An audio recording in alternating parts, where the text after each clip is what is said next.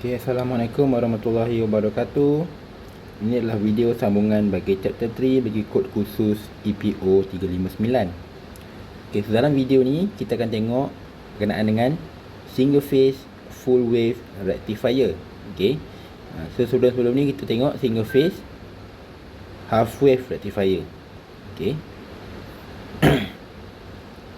so kita tengok two type of full wave rectifier exist. They are that formed by using a center tap transformer and two diodes. Okay, satu lagi ialah that formed by using transformer and four diode, also known as a bridge rectifier. Okay, jadi nak buat full wave ni dia ada dua cara. Kita guna center tap transformer dengan dua diode, ataupun satu lagi guna transformer dan juga four diode.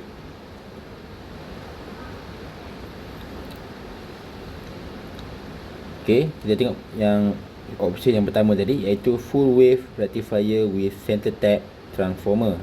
Okay, unload. Okay, apa maksud center tap tu? Kita ada satu transformer, kat sini adalah primary winding and this is the secondary winding. So kalau biasanya kita tap transformer biasa, okay, awak ada primary winding and awak ada secondary winding. Okay, so kalau sini plus minus, sini dia akan keluar plus minus.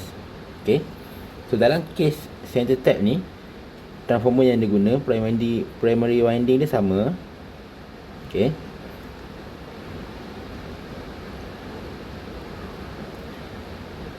plus minus. Okay, plus minus. Okay, so tengok dia kata ni center tap. Okay, dia tap dekat center, tengah-tengah ni, keluar lagi satu plus sini. Okay, so let's say lah, katakan transformer ni ialah 240, dia keluar sini 12 volt. Okay, ni sama lah 240, dia keluar sini. Kalau atas ke bawah, okay, atas ke bawah 12. Okay, atas ke bawah ni 24. Atas ke bawah 12. And then bila dia buat center tap macam ni, maknanya dia akan keluar 6, ataupun dia ambil daripada sini, dia akan keluar 12. Okay, so bila dia tap center, mana output dia cuma separuh sahaja. Okay, so kalau awak nak kira dia punya output voltage daripada center tap ni, okay, awak kena hati-hatilah, sebab sini ramai student yang buat silap. Okay, biasanya kalau awak nak tentukan dia punya output voltage, awak akan pakai equation yang awak dah belajar dalam EPO 243 ataupun ada saja lain belajar berkenaan dengan transformer. So biasa awak pakai N1 over N2 sama dengan V1 over V2. Okay, ratio winding first primary over secondary winding, okay, sama dengan primary voltage over secondary voltage. So untuk transformer biasa, bila awak dapat V2, maka V2 tu ialah nilai output je lah. Tapi untuk center tap, okay, V2 ni untuk center tap, V out transformer center tap ni sama dengan V2 bahagi dengan 2 lagi, sebab dia pecah 2 lagi sini. Okay, so please, salah soalan tu jenis tak bagi gambar rajah, and then dia sebut dalam soalan tu katakan dia pakai center tap, maka voltage yang awak kena consider dekat dalam circuit awak tu sebagai input kepada rectifier ni ialah V2 over 2. Okay, output transformer bahagi lagi 2. Okay,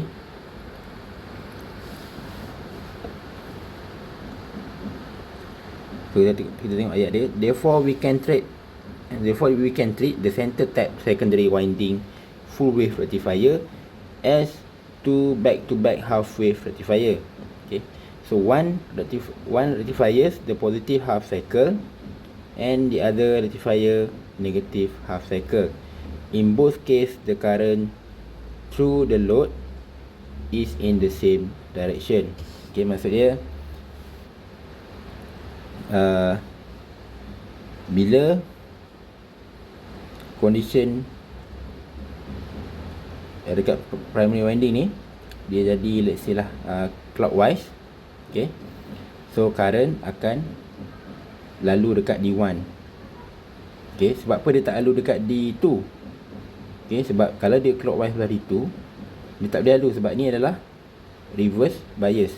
Okay, so on positive half cycle only D1 can conduct because D1 in forward bias. Okay, so during negative half cycle, okay, only D2 can conduct because D1 is reverse bias and D2 is forward bias. Okay, so current akan masuk daripada kanan ke kiri. Okay, daripada kanan ke kiri.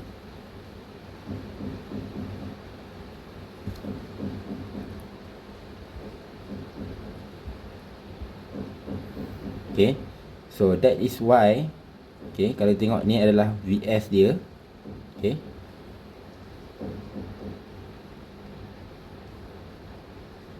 okay, kita tanda sikit garis di mana dia kosong. Okay, so ni adalah positive half cycle, ni adalah negative half cycle. Okay, so on positive half cycle, okay, kita balik kepada gambar rajah ni. On positive half cycle, D1 yang conduct, D2 tak conduct. Okay, so current flow lalu D1 and current will insert the load from the right. Okay, kita tengok on positive half cycle, bila current conduct, okay, D1 ni dalam keadaan forward bias, maka current akan masuk ke resistor daripada sebelah kanan. Okay, ni kita bercerita berkaitan current direction. Okay, so bila case macam tu, bila current bergerak masuk ke load daripada sebelah kanan, then the output will appear on the positive side. Okay, sebabkan current masuk daripada kanan ke kiri.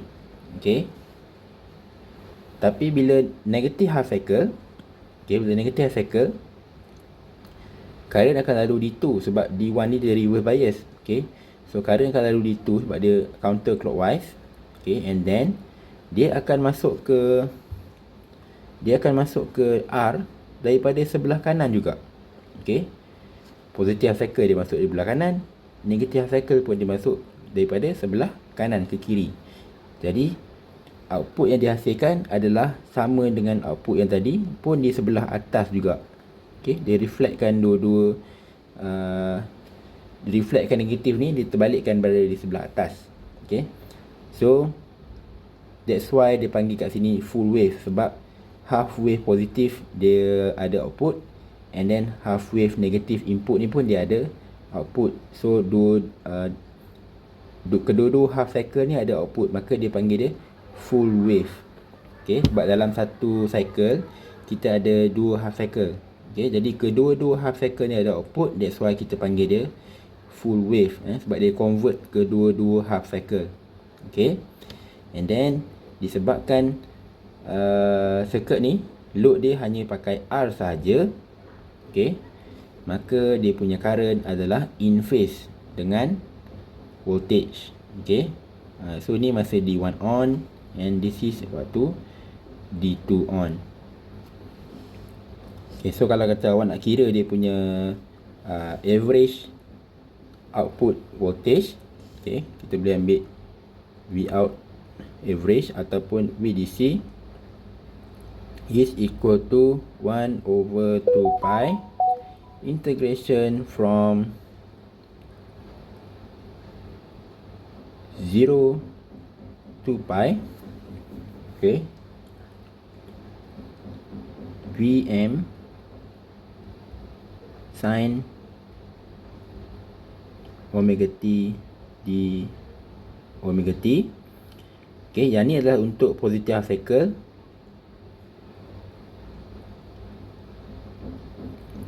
And then dia kena plus dengan Vout average negative half cycle, ataupun dia plus 1 over 2 pi integration from pi to 2 pi. Okay, seperti yang saya terangkan dalam video sebelum ni, disebabkan line equation daripada pi ke 2 pi ni dah diterbalikkan, okay, maka dia akan jadi negatif Vm sin omega t. Okay, dia akan jadi negatif sin omega t. Kenapa saya kata dia perlu terbalikkan? Okay, kalau awak ambil kalkulator okay, kita tandakan sini 3 pi per 2. Okay, kalau awak masukkan dalam kalkulator, awak ambil sin, let's say sin 270 darjah. Okay, sepatutnya awak akan dapat nilai awak ialah negative value. Okay, but dalam case ni value tu dia berada di sebelah positif. So untuk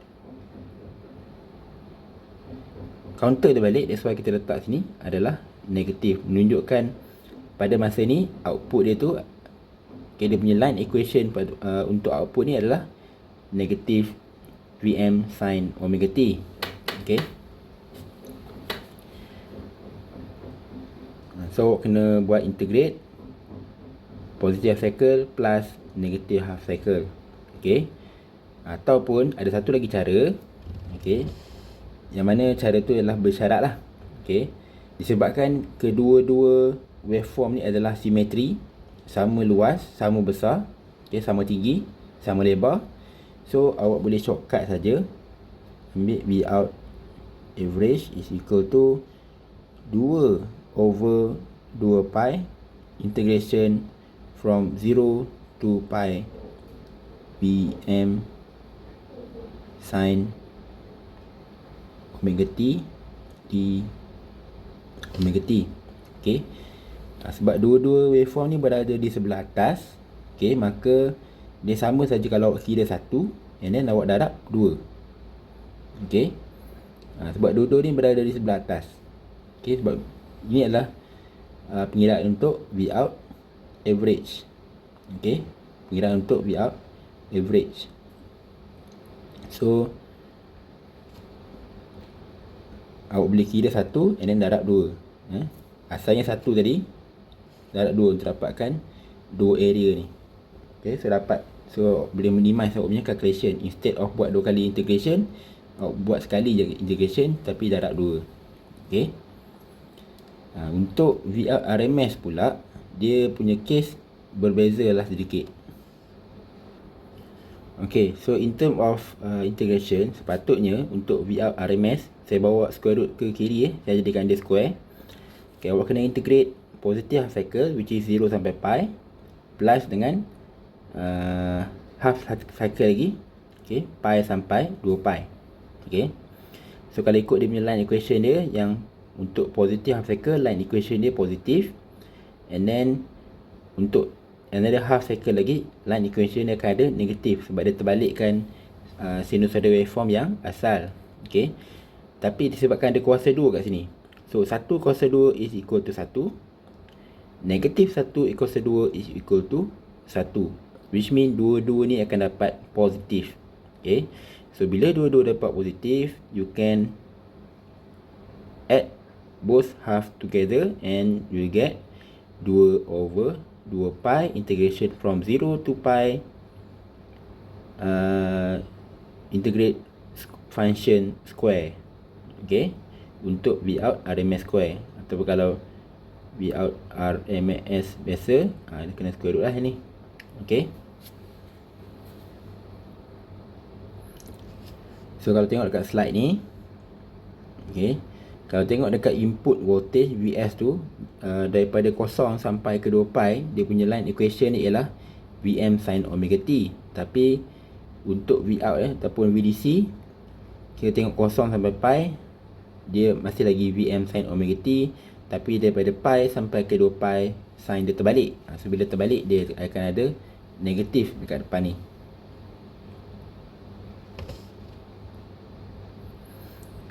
Okay, untuk full derivation untuk V out average dan juga VRMS bagi full wave rectifier with center tap transformer with R load. Okay, saya ada tunjuk dekat dalam saya punya supplementary waveform number 3 kalau tak silap saya.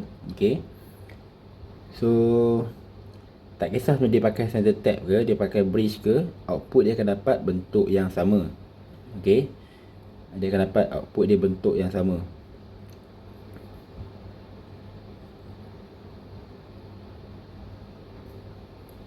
Dan cara nak integrate dia pun sama, disebabkan bentuk waveform sama, maka cara integrate dia sama juga. Okay, so kat sini dia kata, note that the DC component of the output voltage of full wave rectifier is twice as much as that of a half wave rectifier. However, the peak inverse voltage across each diode is 2 VSM, which is dia punya peak inverse voltage dia bersama dengan 2 kali ganda voltage V peak.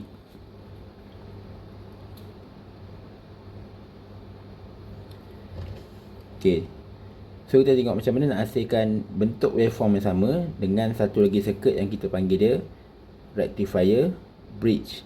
Okay, so sebenarnya rectifier bridge ni pun dia ada transformer juga. Biasanya transformer dipasang dekat depan ni. Okay, and then output dia daripada secondary winding dia ambil untuk sambung ke input kepada rectifier. Okay, cuma ni transformer biasa, dia tak ada center tap. Okay, so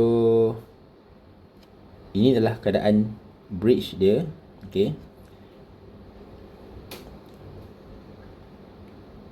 jadi first kali awak kena belajar macam mana nak lukis dia punya bridge.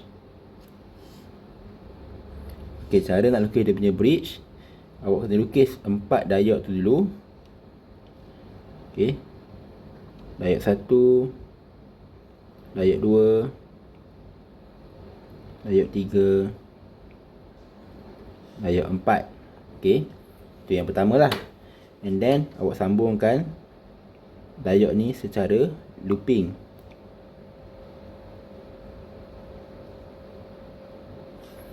Okay, and then parallel dengan diode ni awak letak awak punya load, sama ada R load ke, series RL ke. Okay, tu saya buat macam ni lah. Okay, so this is awak punya diode, this is awak punya load. Okay, so kemudian awak lukis awak punya supply voltage, which is AC source. Okay, dia akan ada 2 output. Okay, so satu output awak tap dekat sini, satu lagi output awak langkau sini, pergi tap sini dan letakkan ground. Okay, then barulah siap awak punya bridge rectifier. Okay, nak label mana 1, 2, 3 tu terpulang, tapi ini adalah keadaan di mana circuit untuk bridge rectifier. Okay, so kalau kita demo laluan current dia, okay, on positive half cycle, okay, current akan keluar daripada atas. Okay, dia akan keluar sini.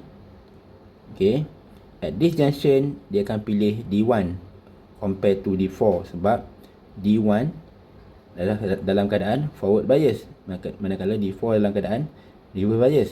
Okay, so dia akan lalu D1.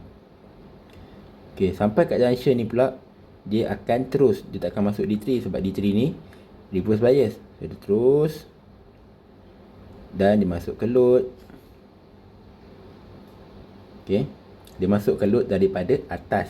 Okay, and then bila patah balik sampai ke junction yang ni, okay, dia akan pilih mana? Okay, D4 ke D2? Nampak macam dua-dua ni forward bias. Okay, dia akan pilih D2 sebab kalau lalu D4 dia tak dapat return balik ke source. Okay, dia kena pilih diode yang mana dia boleh return balik ke source. Okay, so nak return balik ke source, dia akan pilih D2.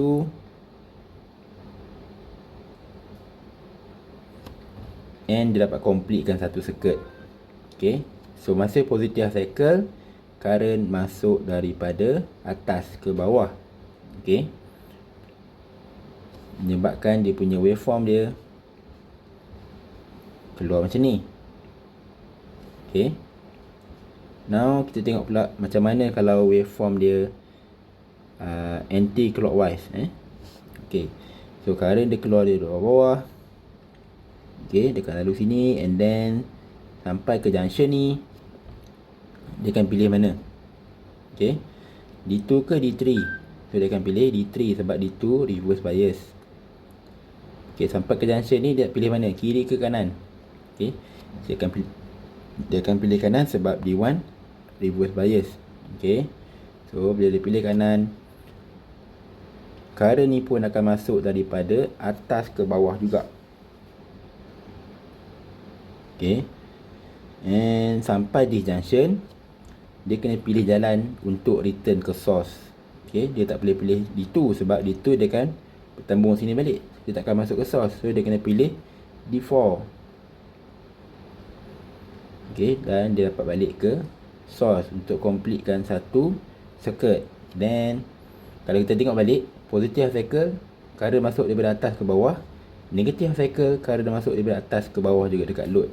Okay, sebab sini kita tap kita punya bacaan voltage dan juga current. So dia punya output dia akan jadi sama juga macam yang first half cycle tadi. Okay, that's why saya kata dia pakai center tap ke, dia pakai bridge ke, dia punya output dia sama saja bentuk. Okay, kecuali kalau load dia berbeza lah. So what is the difference between bridge and center tap? Okay, center tap tadi dia kata dia pakai 2 rectifier. Okay, manakala bridge dia pakai 4 rectifier. So kalau 2 rectifier, satu half cycle dia akan lalu satu sahaja diode, compare to bridge, satu half cycle dia akan lalu 2 diode. Okay, dalam case EPO 359 ni, memandangkan kita assume awak punya diode ni ideal, okay, maknanya tak ada losses dan tak ada voltage drop, maka dia tidak berapa signifikan lah beza dia. Okay, tapi kalau kata dalam dunia sebenar, in real world, okay, lagi banyak diode, lagi banyak ada voltage drop, lagi banyak losses. Okay, so that is the difference lah. Difference dia dalam keadaan real world saja. In practical maknanya yang betul-betul kalau pakai bridge, dia punya voltage drop akan jadi lebih tinggi compare to center tap. Dia akan jadi 2 kali ganda losses. And dia punya switching dia pun lebih complicated sebab dalam satu cycle awak kena switch ataupun 2 diode yang akan trigger. Okay, untuk diode mungkin dia tak berapa signifikan sangat sebab diode ni dia adalah jenis passive komponen. Okay, tapi kalau dia pakai thyristor, itu memerlukan switching, timing dan sebagainya, dia akan jadi lebih complicated kalau kita gunakan bridge.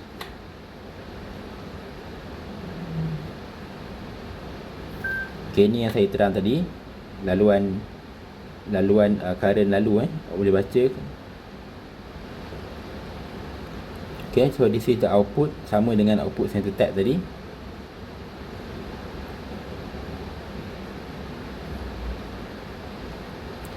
Okay, so for the next video kita akan tengok pula untuk full wave rectifier circuit with an RL load.